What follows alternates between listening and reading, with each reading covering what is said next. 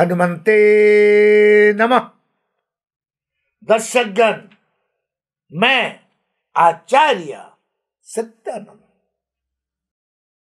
दर्शकगण, আপনারা শুনেছেন যে অ্যাস্ট্রোলজারকে দেখিয়ে নিজের কুষ্ঠির বিচার করলে সমস্ত সমস্যা সমাধান হয়।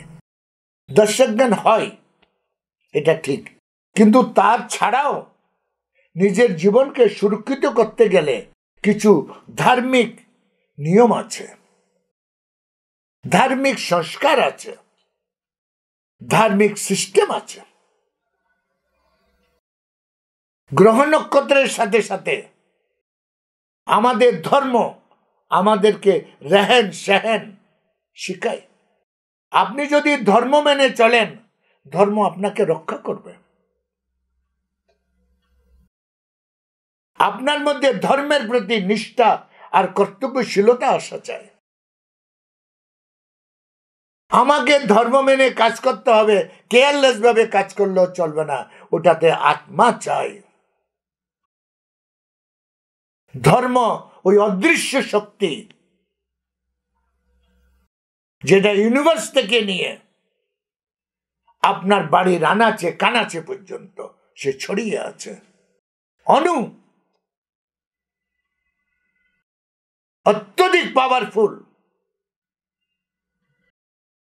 দর্শকগণ, শুনেছেন আপনারা যে পিতৃদোষ একটি দোষ। এই পিতৃদোষটি কি, আজকে আমার থেকে শুনুন। এটা পূর্বজদের সাথে রিলেটেড একটা দোষ। বলা হয় ভগবান থেকে উপরে আমাদের পূর্বজরা। আমাদের পূর্বজরা যদি আমাদেরকে হেল্প করতে লাগে, তাহলে বলা হয় ভগবানও নিস্তেজ হয়ে যায়। পূর্বজদের এত শক্তি, এত পাওয়ার,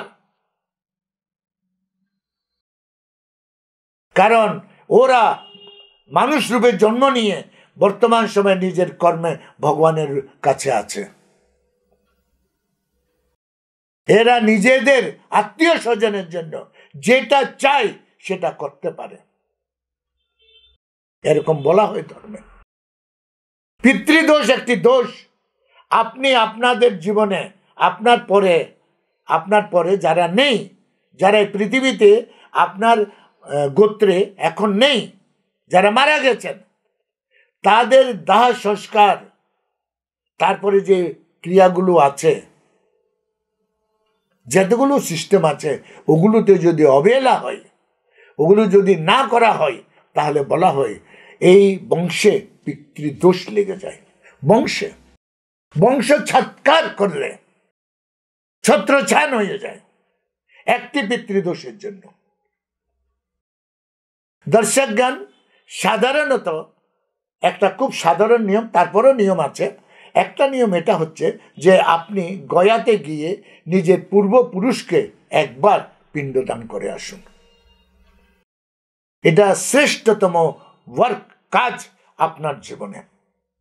আপনার জীবনে মহাপুণ্যের যদি দাবিদার হতে চান, তাহলে কেদার, বদ্রীনাথ, হমকা তমকা না গিয়ে গয়াতে গিয়ে আপনার পূর্বজদের সমস্ত পূর্বজদেরকে যথা করে, 2-4 জনের নাম জানবেন, বাকি যথা করে সমস্ত পূর্বজদেরকে আপনি করে আসুন, পিণ্ডদান করে আসুন।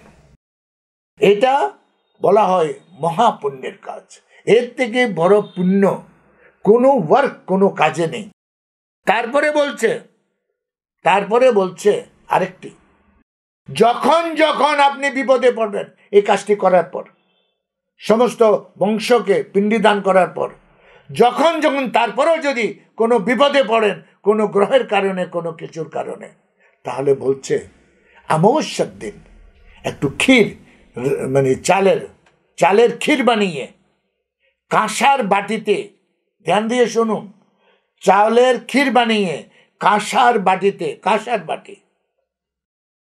বাটিতে অমাবস্যা দিন নিজের বাড়ির ছাদে ইয়া কোনো একান্ত জায়গায় দিয়ে আসুন। বলা হয় সকাল হওয়ার পর প্রথম ওই আপনার কষ্টটা দূর হওয়ার নিবারণ হয়ে যাবে।